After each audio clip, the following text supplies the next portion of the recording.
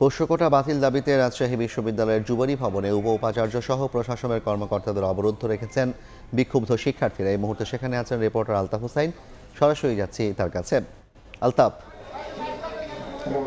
শিক্ষার্থীদের পোষ্য কোটা বাতিলের দাবিতে যে বিক্ষোভ এবং সেই বিক্ষোভের মুখে আমরা এখনও দেখছি রাজশাহী বিশ্ববিদ্যালয়ে উত্তপ্ত পরিস্থিতির সৃষ্টি হয়েছে।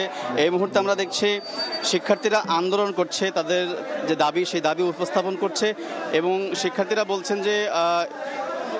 বলছেন ভিতরে এখন পর্যন্ত প্রক্টর সহ এবং উপাচার্য মাইনুদ্দিন সহ আরও বেশ কয়েকজন শিক্ষক ভিতরে আছেন এবং এই মুহূর্তে শিক্ষার্থীদের পক্ষ থেকে বলা হচ্ছে, শিক্ষকদের পক্ষ থেকে আলোচনার জন্য মূলত আহ্বান জানানো হয়েছে বা তারা আশ্বাস দিয়েছেন যে এই বিষয়টা নিয়ে আলোচনা হবে বা আলোচনা করে সমাধান হবে।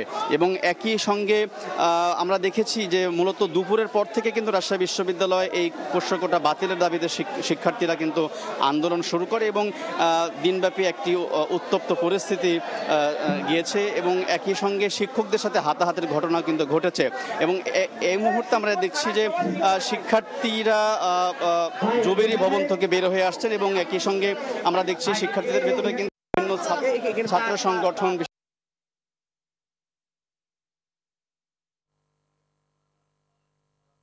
দেখছি শিক্ষার্থীদের সাথে শিক্ষকরাও কিন্তু এই মুহূর্তে বেরিয়ে আসছেন।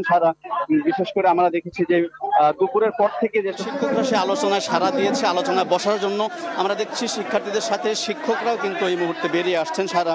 বিশেষ করে আমরা দেখেছি যে দুপুরের পর থেকে যেসব শিক্ষকরা ভিতরে অবরুদ্ধ ছিল সেই শিক্ষকরা কিন্তু এই মুহূর্তে আমরা দেখছি যে তারা বেরিয়ে আসছেন এবং শিক্ষার্থীরাও তার সাথে আছেন এবং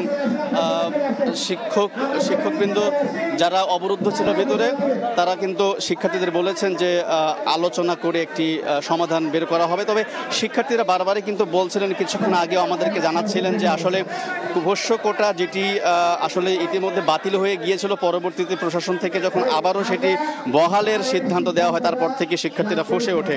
এবং আমরা জানি যে আগামী 25 সেপ্টেম্বর রাষ্ট্র নির্বাচন অনুষ্ঠিত হওয়ার কথা। সেই নির্বাচনের সামনে রেখে হঠাৎ করে এই ধরনের সিদ্ধান্ত নির্বাচন বানচালের একটি অপচেষ্টা বলেও কিন্তু শিবিরের পক্ষ থেকে কিন্তু দাবি করা হচ্ছে এবং তারা বলছেন যে এই যে সিদ্ধান্ত সেটি অবিলম্বে বাতিল করতে হবে এবং বাতিলের পাশাপাশি আগামী 25 সেপ্টেম্বর যে নির্বাচন, সেই নির্বাচন যেন নিশ্চিতভাবে অনুষ্ঠিত হয় সেটিও শিক্ষকদের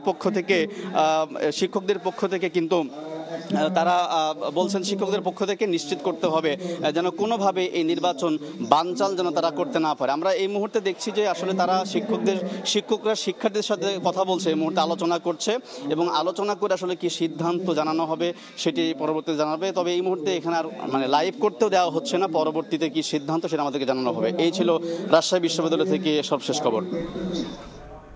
সরাসরি যুক্ত ছিলাম রাজশাহী বিশ্ববিদ্যালয় থেকে।